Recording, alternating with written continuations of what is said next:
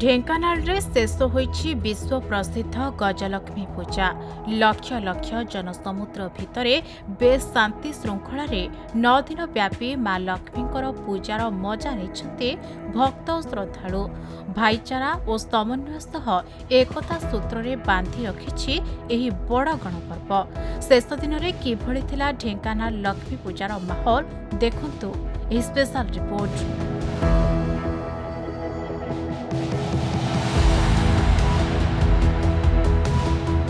शेष होईछि विश्व प्रसिद्ध गजलक्ष्मी पूजा। मां लक्ष्मी पूजा रे बेस चलचंचल होइथिला ढेंकानाल सहर। 6 तारिखरू आरंभ होई एही गणपर्व 14 तारिख पर्यंत चलिथिला। 38 गोटी पूजा मंडप रे पूजा पाउथिले धनदात्री मां लक्ष्मी। एही गजलक्ष्मी पूजा को अधिक आकर्षणीय करबा पई लागिथिले राज्य तथा राज्य बाहरर कारीगर। सेपटे मंडप साजसज्जा लाइट गेट और तोरण अति आकर्षणीय होता।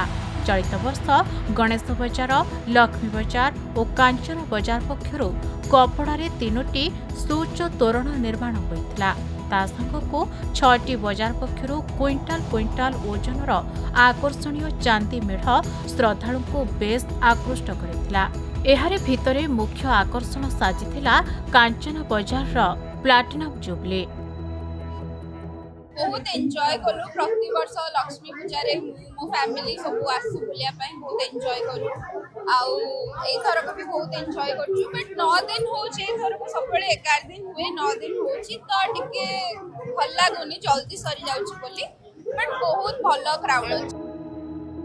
चलित वर्ष ढेंकानाल रो एही गणपर्व को राज्य मान्यता मिलिला, जहाकु नै खुशी व्यक्त करथिले ढेंकानालवासी। ता सहित प्रत्येक पूजा कमिटी को राज्य सरकार पक्षरु 50,000 लेखाएं सरकारी अनुदान मध्य प्रदान करा जायछि। एथिपाई राज्य सरकार को धन्यवाद जणाइछन्ते अंचलवासी।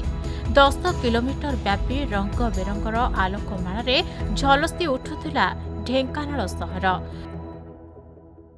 भल तो लगे प्रति वर्ष आसू देखिया आउथरक जो सुनामी दोली पड़ी निश्चय खेलिए जदि साहस अच्छी खेलिए आउ बुलाबुली करके एंजॉय करके कौन कहले हाँ हाँ बुला कैबल्य बजार मेढ़टा बहुत बढ़िया लगे। डेकोरेशन आ सुना मुकुटा तो बहुत अट्राक्टिव है, बढ़िया लगे, खुशी लगुच देखिए। आज लास्ट दिन बहुत आनंद उत्सव मुखर ढेंकानाल सहर रही आमर पूजा करिवार आग्रह और श्रद्धा उद्दीपना मन भितर रखी माँ प्रति श्रद्धा रखी आम पूजा पाठ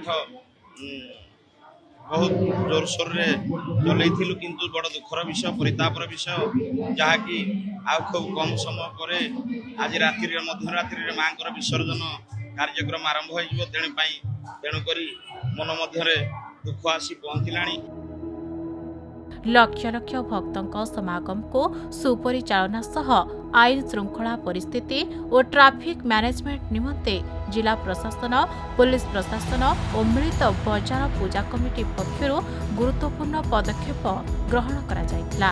आउ शेष दिन रे जनसमुद्र पालटिथिला ढेंकानाल सहर।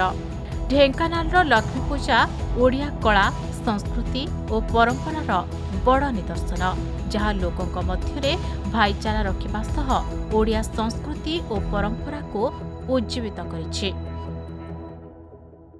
चारियाडे बहुत भिड़ भी हेछि, चारियाडे बहुत भलो लागुछि देखिके। आज लास्ट दिन तथापि आज आसीछु बुलिया को भिड़ थिले भी आ आइसक्रीम सब खाउछु, मजा आସୁछि।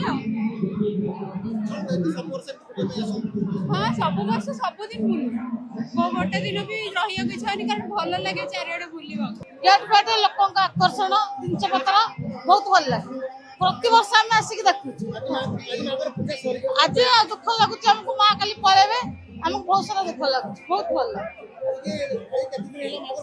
आज पूरा आज की 10 दिन हो गला। मु सब वर्ष 20 वर्ष होला प्राय आउची ढेंकानाल लक्ष्मी पूजा होची प्रसिद्ध यात्रा सदाळे देखिया को हमको भल लागे, किंतु एठै बदमाशी लोक विशेष नाहांती। एठै बहुत लोक सुखरे देखिकी जाई पारंती।